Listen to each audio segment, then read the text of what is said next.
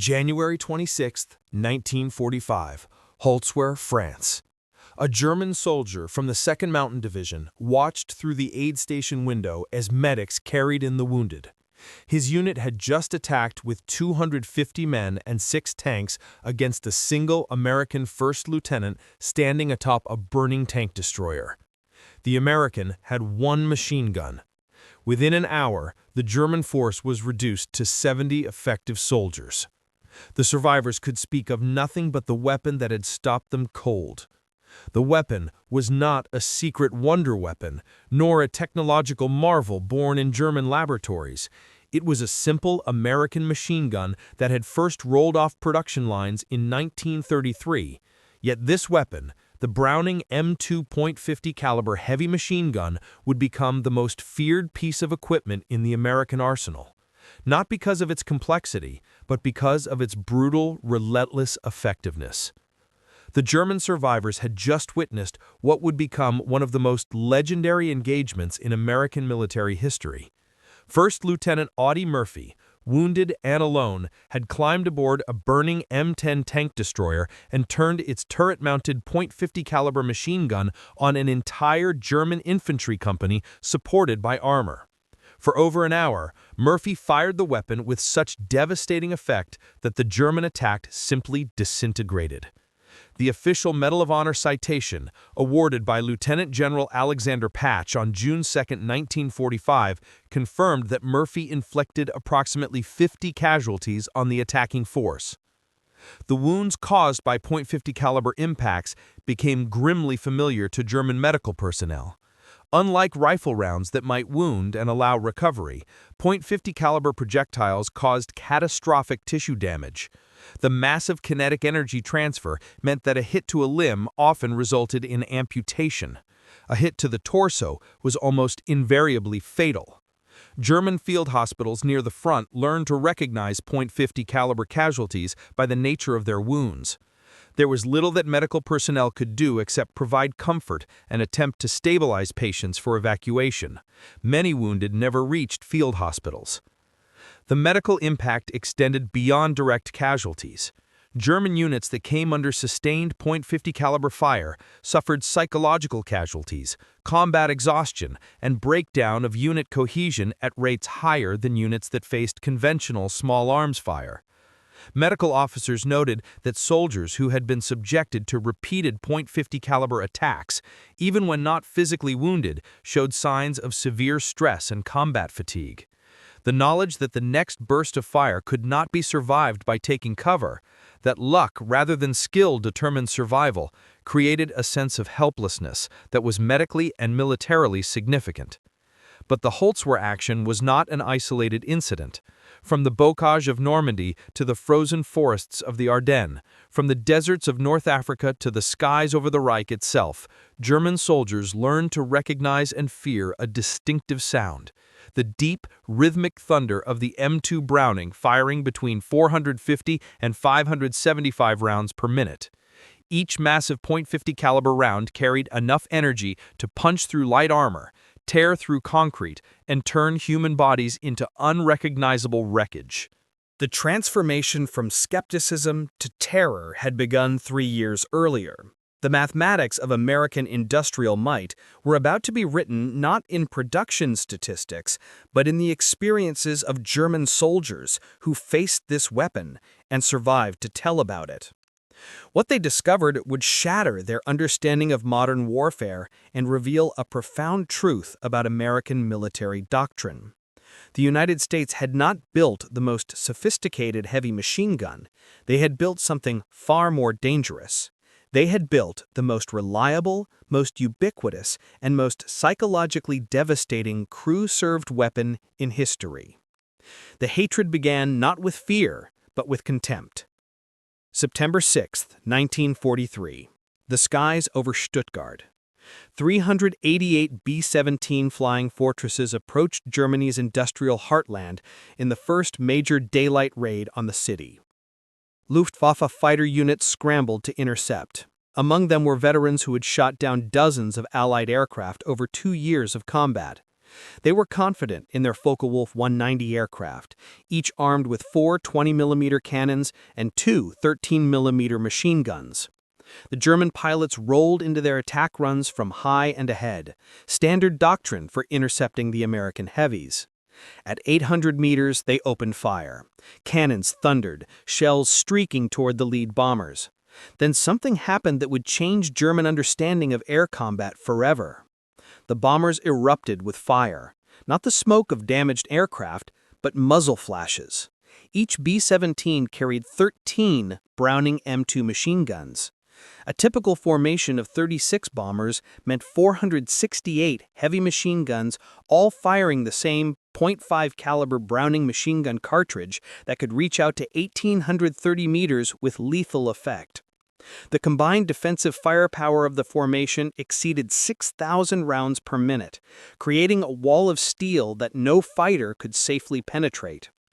German fighters felt their aircraft shudder as .5 caliber rounds tore into wings, engine cowlings, and canopies. They broke off attacks, diving away with aircraft trailing smoke and hydraulic fluid. The raid cost the Luftwaffe heavily. 45 B-17s were lost, but German fighter losses were catastrophic for units that could no longer replace experienced pilots. What the German pilots did not yet understand was that they were encountering not just a weapon, but a philosophy of warfare. The Americans had solved the problem of bomber defense not through technological sophistication, but through overwhelming volume of fire. Each B-17G carried between 5,000 and 7,000 rounds of .5 caliber ammunition, distributed across 13 gun positions, with some crews adding extra ammunition beyond regulations. The Luftwaffe pilots had been trained to respect 20 and 30mm cannons because those weapons could destroy a bomber with a single well-placed shot. They had learned to fear the explosive rounds that would detonate on contact. But the American .5 caliber did not explode. It did not need to. The massive half-inch diameter projectile, weighing 707 grains and traveling at 2,900 feet per second, carrying 12,000 foot-pounds of muzzle energy, simply punched holes in everything it touched: wings, engines, fuel tanks, pilots. By October 1943, the Luftwaffe fighter units had begun to understand the true danger. Oberleutnant Heinz Vermhell, an ace with 93 victories, described the American bomber formations in a letter to his family. To attack the Americans is to fly through a storm of steel. You see the tracers, 1 round in 5, and you know that for every tracer you see, 4 more bullets you cannot see are flying past. When you close to effective cannon range, you are already inside their killing zone. The Germans adapted their tactics. They tried head-on attacks, diving from above, climbing from below, attacking from the sides. Nothing worked consistently. The American gunners had overlapping fields of fire. If you came from ahead, the nose guns and top turret would engage. From behind, the tail guns and ball turret. From the sides, the waist guns. From above or below, the ball turret and top turret. There was no safe approach. The United States Army Air Forces had arranged their combat box formations of 18 to 21 aircraft in three-dimensional space specifically to maximize overlapping fields of defensive fire. But the real horror was not the volume of fire. It was the reliability. German pilots flying the Me-109 or FW-190 knew that their cannons were prone to jamming, especially in the cold air at high altitude. The German MG-131 13mm machine gun was better, but it still required careful maintenance and would fail at critical moments. The American Browning M2, by contrast, simply worked. It fired continuously for hours. It operated in temperatures ranging from -40°C to +40°C. It functioned after being hit by German cannon fire. It kept shooting even when the barrels glowed red from sustained fire. American maintenance crews would replace overheated barrels in minutes, not hours, and the gun would resume firing without missing a beat.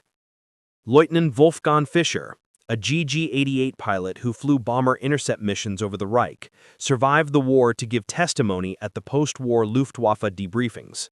His words, recorded in March 1946, captured the growing realization among German air crews. We called the American bomber formations die fliegenden Festungen, the flying fortresses. But what made them true fortresses was not their armor or their formation discipline. It was those .5 caliber machine guns that never stopped firing, never jammed, never gave us an opening. We lost so many pilots, not to American fighters, but to bomber defensive fire. It was like flying into a meat grinder. The ground war told the same story with different details. June 6, 1944, Normandy. Oberst Hans von Luck commanded elements of the 21st Panzer Division defending against the Allied invasion. Von Luck was no ordinary officer. He had fought at El Alamein, earned the Knight's Cross, and would later publish his acclaimed memoir, Panzer Commander. His division was among the first German units to encounter American forces in sustained ground combat. What von Luck discovered was that American doctrine had placed the .5 caliber machine gun on virtually every combat vehicle. Jeeps mounted them, trucks mounted them, half-tracks mounted them, tanks mounted them on turret roofs, tank destroyers mounted them, even supply vehicles carried them for convoy protection. The Americans had achieved something the Germans had never attempted: universal, heavy machine gun coverage across their entire force structure. Von Luck wrote in his memoir about the tactical implications. We had been told our training and our tactical doctrine would overcome American material advantage. At Normandy, I learned the truth. The Americans did not need superior tactics. They had enough ammunition to make mistakes and still win. Their .5 caliber machine guns were on every vehicle, every position, firing continuously. We could not move in daylight. Any attempt to maneuver drew immediate and overwhelming fire. The psychological effect was as destructive as the physical casualties. The German army had built its infantry doctrine around the machine gun. The MG-34 and its successor, the MG-42, were excellent weapons. The MG-42 fired at 1,200 rounds per minute, earning the nickname Hitler's Bawsaw from Allied soldiers who heard its distinctive sound. German squads carried 1,800 rounds per machine gun and organized their tactics around supporting the gun crew. The concept, called Einheit Maschinengewehr, or general-purpose machine gun, would later be adopted by NATO forces because it was tactically sound. But the Germans had never imagined the scale of American .5 caliber employment. A single American armored division advancing through France would have hundreds of .5 caliber machine guns mounted on vehicles. American supply convoys used a documented pattern of alternating fire, one vehicle shooting right, the next shooting left, to cover both flanks and break up German ambushes. This tactic was particularly effective against Panzerfaust teams trying to engage American armor at close range. American armored columns employed what they called reconnaissance by fire. Rather than carefully advancing and waiting for the enemy to reveal positions, American units would fire their .50 caliber machine guns continuously into any suspicious location: tree lines, farm buildings, stone walls, hedgerows. The volume of fire would either suppress hidden German positions or provoke return fire that revealed their locations.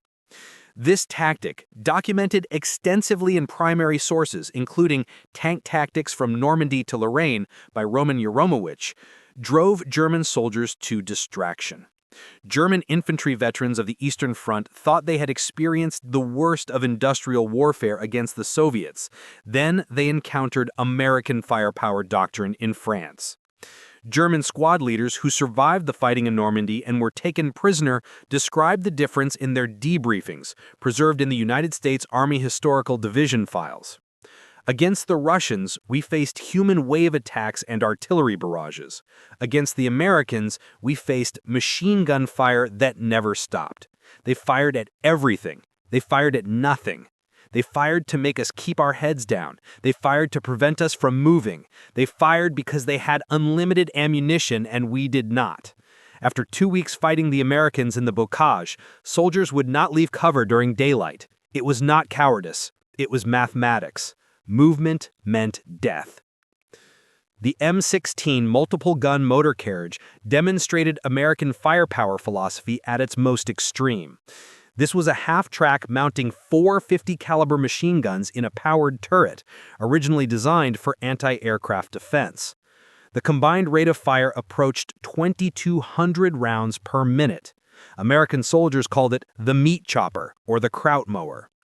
Official reports from the 473rd AAA Battalion in November 1944 stated that the primary mission of the M16 half-track, anti-aircraft, often became its secondary mission, and it was used instead against ground troops. By late 1944, the Luftwaffe had been largely defeated over Western Europe. American anti-aircraft units found themselves repurposed for ground support operations. The M16 proved devastatingly effective against German infantry and light vehicles. During the Battle of the Bulge, when German forces made their last major offensive in the West from December 16, 1945 to January 25, 1945, M16 units were credited with breaking up numerous German infantry attacks simply by traversing their 4-gun mounts across attacking formations. The experience of German forces attempting to ambush American supply convoys illustrates why the 50 caliber became so hated. German doctrine for convoy ambush called for allowing the lead vehicles to pass, then destroying vehicles in the middle of the column to create a roadblock, then systematically destroying the trapped convoy. This tactic had worked effectively against British and Soviet supply lines earlier in the war. Against American convoys, the tactic failed catastrophically. American convoy doctrine placed .50 caliber armed vehicles at intervals throughout the column. When an ambush was initiated, American vehicles would immediately return fire with their .50 calibers, while other vehicles maneuvered to flank the ambush position. The volume of return fire was so intense that German ambush teams frequently suffered heavier casualties than the convoys they attacked. German platoon leaders who participated in convoy ambushes during the fighting in France described the evolution of German tactics and their ultimate failure in post-war interrogations. In early ambushes, German forces positioned infantry with machine guns and Panzerfausts along roads. American convoys had vehicles equipped with .50 caliber machine guns distributed throughout. The volume of return fire from the convoys was devastating.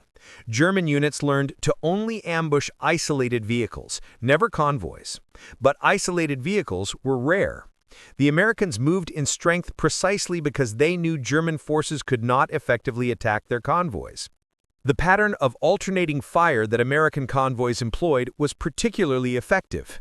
Vehicles on the right side of the road would fire into the right flank. Vehicles on the left would fire left. This created intersecting fields of fire that covered both sides of the road simultaneously.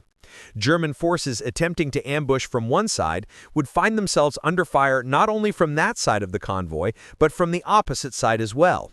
The psychological effect of being under fire from multiple directions by weapons that could penetrate cover and had seemingly unlimited ammunition made successful ambushes nearly impossible. American logistics units understood that the .50 caliber machine gun was their primary defense. Drivers and assistant drivers received training on the weapons. Ammunition was loaded in quantities far exceeding official allocations. Convoy commanders were authorized to engage any suspected threat with immediate and overwhelming fire.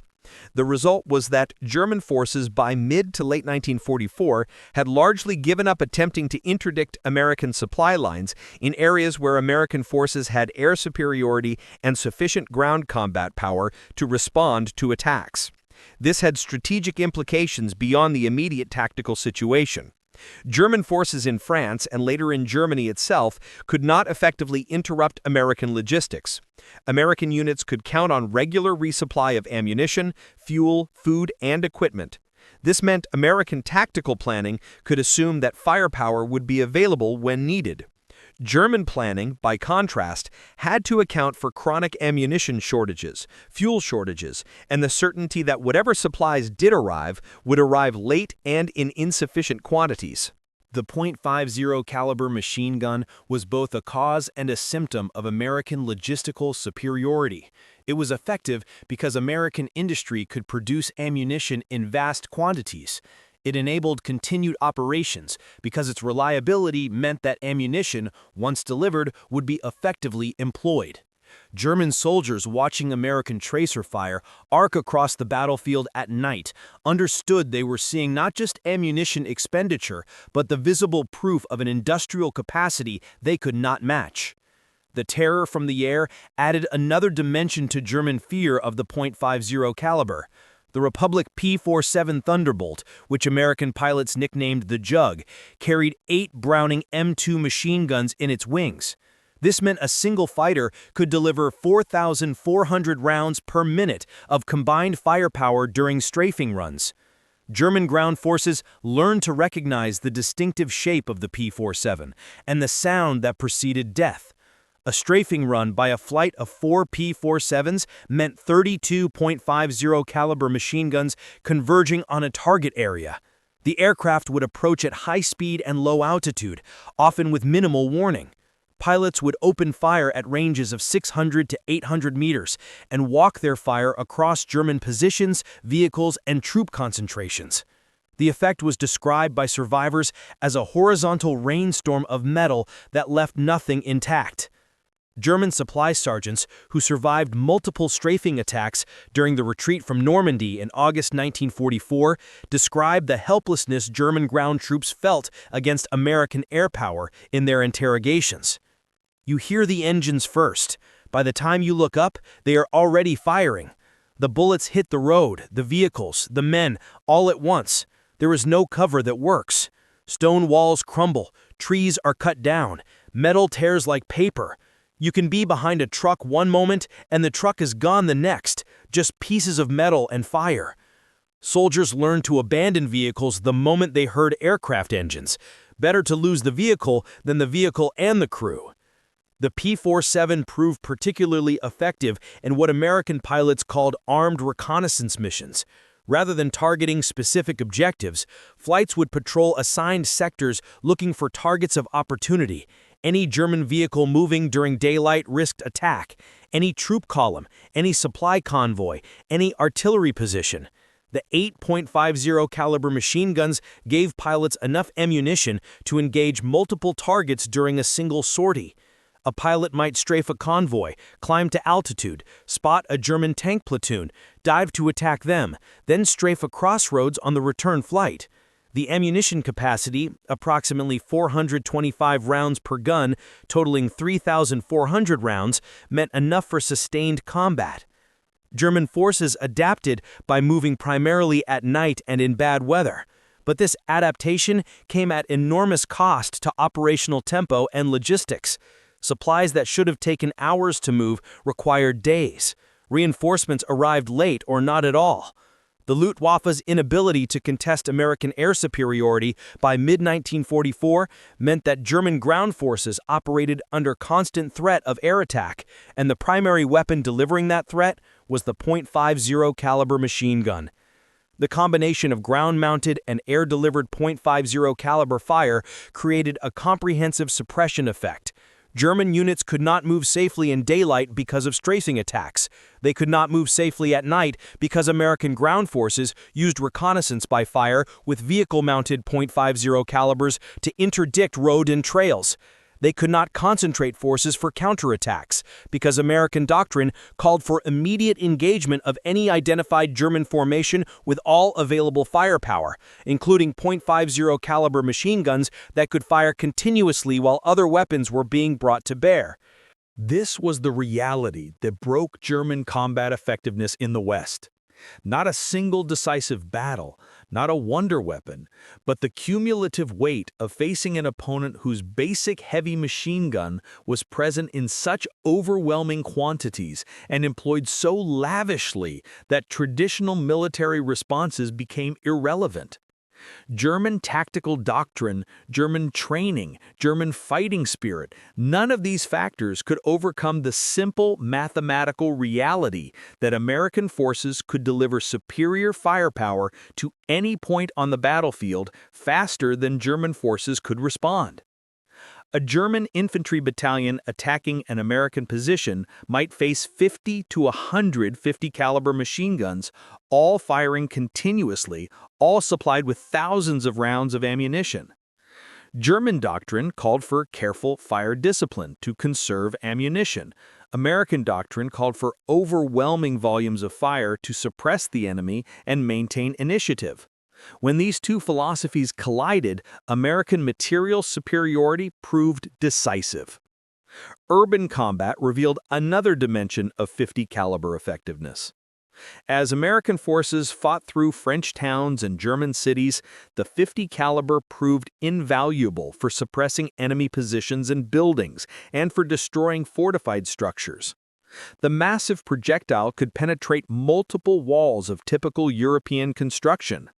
Masonry that would stop rifle fire and machine gun fire offered little protection against 50 caliber rounds.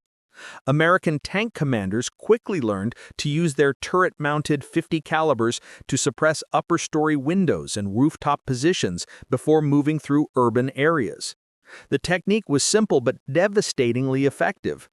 A tank would halt at a street corner, and the commander would traverse the 50 caliber across building facades, firing continuously at any potential position. The sustained fire would force German defenders to take cover, allowing infantry to advance. The tank would then move forward and repeat the process at the next intersection. German Panzerfaust teams, which were highly effective in open terrain and particularly dangerous in urban environments where they could engage armor at close range, found themselves unable to function effectively against American combined arms tactics that integrated 50 caliber suppressive fire. A Panzerfaust operator needed to expose himself to aim and fire his weapon. American doctrine called for continuous 50 caliber fire on any suspected position.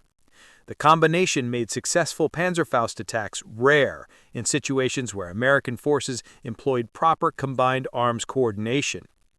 German company commanders who fought American forces in the Rhineland during the final months of the war described the impossibility of effective defense in urban terrain against American tactics in their post-war accounts. Quote, German infantry would position in upper-story rooms with good fields of fire. American tanks would approach and destroy the buildings with 50 caliber fire and tank main guns. The 50 caliber rounds would penetrate walls and ceilings. There was no safe place.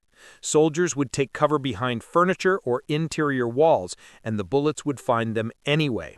The only way to survive was to abandon positions before the Americans concentrated fire on them.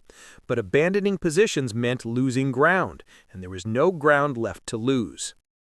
The psychological impact of fighting in urban terrain against an enemy with unlimited 50 caliber ammunition was profound. German soldiers understood intellectually that walls and buildings provided concealment but not cover against 50 caliber fire. Emotionally, the human need to seek shelter behind solid objects was overwhelming. Watching 50 caliber rounds punch through meter-thick stone walls and continue through multiple rooms destroyed the psychological comfort that shelter normally provided. Soldiers felt exposed even when hidden, vulnerable even when protected by what would normally be adequate cover. This psychological erosion was cumulative. A soldier might survive one engagement, then another, but each time watching 50 caliber fire destroy what should have been safe cover. Eventually, the accumulated stress of knowing that no position was truly safe, that the Americans could and would destroy any defensive position with sustained fire, broke combat effectiveness. Units would abandon positions without being directly assaulted because they knew American firepower would eventually make those positions untenable. The final campaigns in Germany demonstrated the complete superiority of American firepower doctrine. German forces fought with courage and skill, often achieving local tactical successes against numerically superior American forces. But tactical success meant nothing when American forces could simply mass firepower and reduce German positions to rubble. The 50 caliber machine gun was the foundation of this firepower. It was present in sufficient quantities to engage any target. It was reliable enough to fire continuously for hours. It was supplied with sufficient ammunition that American commanders never needed to ration fire. And it was employed according to doctrine that valued suppression and destruction over conservation and precision. German tank crews learned to fear the 50 caliber for different reasons. While the M2 could not penetrate the frontal armor of German medium and heavy tanks, it could damage optical equipment, disable external stowage, and suppress accompanying infantry. More importantly, the 50 caliber could penetrate the thinner side and rear armor of many German armored vehicles at combat ranges. American M10 tank destroyers carried a 50 caliber M2 HB machine gun mounted on the rear of the turret for anti-aircraft defense and close infantry protection. Statistical analysis of ammunition expenditure shows that M10s fired far more high explosive shells than armor-piercing rounds, indicating extensive use in infantry support roles, where the 50 caliber proved critical for what crews called cleanup operations in close quarters. A German panzer team might disable an American tank only to be cut down by 50 caliber fire from accompanying tank destroyers or infantry support vehicles before they could escape. Night combat introduced yet another terror associated with the .50 caliber. American ammunition used a ratio of 1 tracer round to every 4 ball rounds. This meant that every fifth .50 caliber bullet visible to the enemy was a glowing tracer that marked the trajectory of the burst. German soldiers watching American .50 caliber fire at night could see the tracers arcing toward them, streaks of light that seemed to move slowly enough to track visually, but that arrived with devastating speed and force. The psychological effect was profound. Soldiers could see death approaching.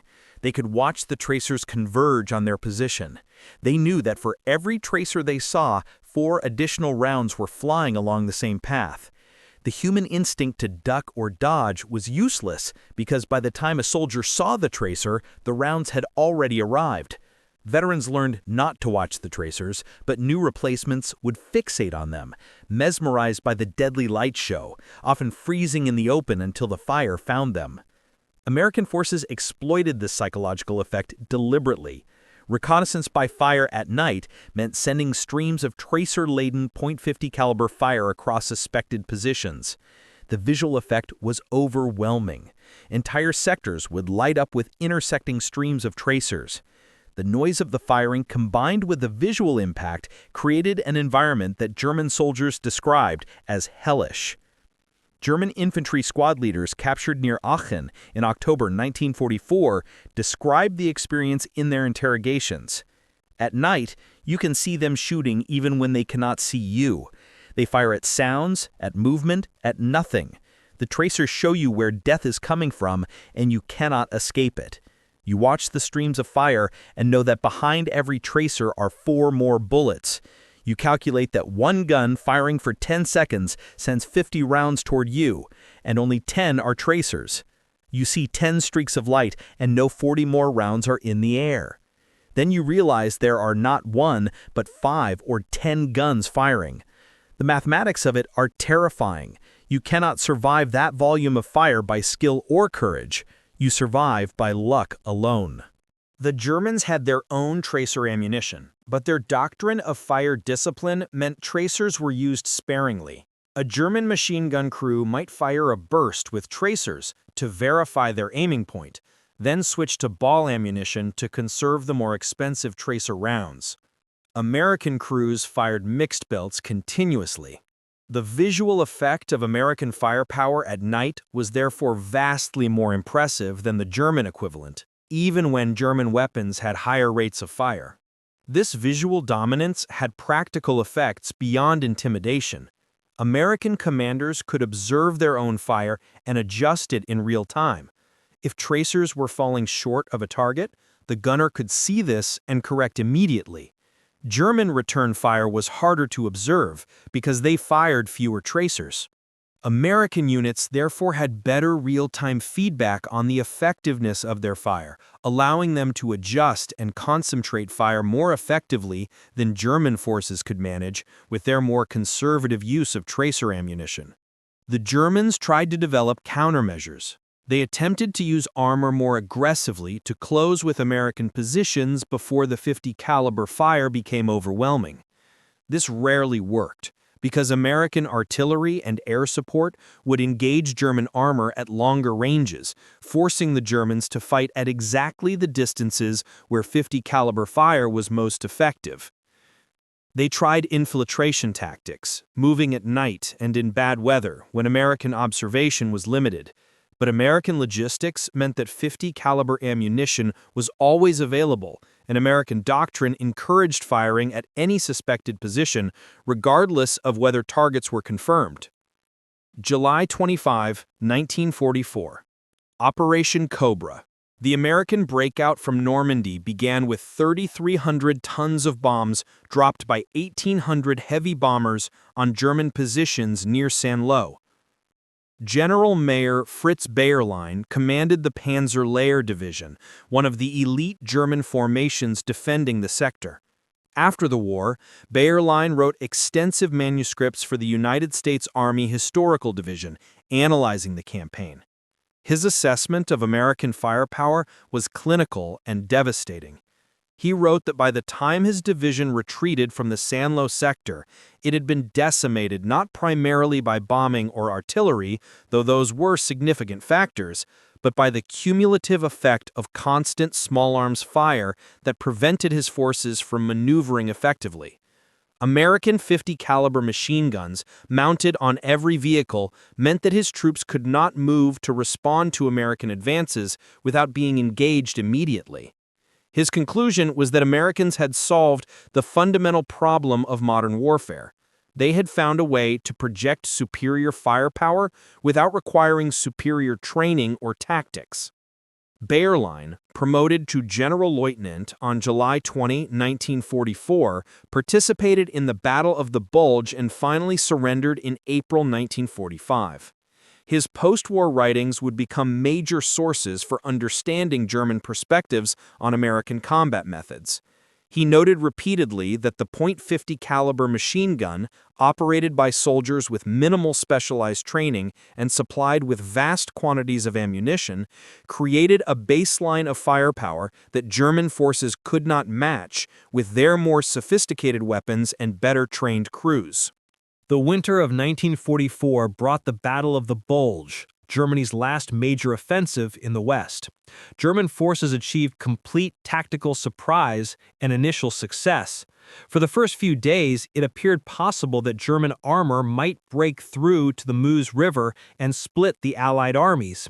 Then, American logistics reasserted itself, and with it, the .50 caliber machine gun. American units rushed to the Ardennes, carried their standard load of ammunition and equipment. This meant that even ad hoc defensive positions could bring devastating volumes of .50 caliber fire to bear on German attacks. The battle devolved into exactly the kind of grinding attrition fight that favored American material superiority. At Bastogne, surrounded American forces used their .50 caliber machine guns to devastating effect against German infantry attacks. The guns operated reliably despite temperatures well below freezing, mud, snow, and the general chaos of sustained combat. German forces made one critical error in their planning for the Bulge offensive. They assumed that bad weather would ground American air power and reduce the effectiveness of American fire superiority. They were half right. Weather did initially limit air operations, but German planners had not accounted for the fact that ground-mounted .50 caliber machine guns were unaffected by weather, and that American logistics could sustain ammunition expenditure at rates the Germans found incomprehensible. The technical specifications of the M2 Browning help explain its effectiveness. The weapon weighed 84 pounds without a tripod, 128 pounds with the M3 tripod mount. This made it heavy, but not impossibly so for a crew-served weapon. The effective range of 1,830 meters meant it could engage targets well beyond the range of German rifles and light machine guns. The rate of fire, between 450 and 575 rounds per minute, was slower than the German MG-42, but faster fire rates meant nothing when German crews had limited ammunition. The .5 caliber Browning machine gun cartridge fired by the M2 carried specifications that made it effective against a wide range of targets. The standard M33 ball round achieved a muzzle velocity of 2,910 feet per second. Armor-piercing variants could penetrate 19 millimeters of armor at 500 meters. The M8 API armor-piercing incendiary round penetrated 16 millimeters at 500 meters and would ignite fuel or ammunition upon penetration. The M20 API-T variant, with its tracer element, penetrated 21 millimeters at the same range.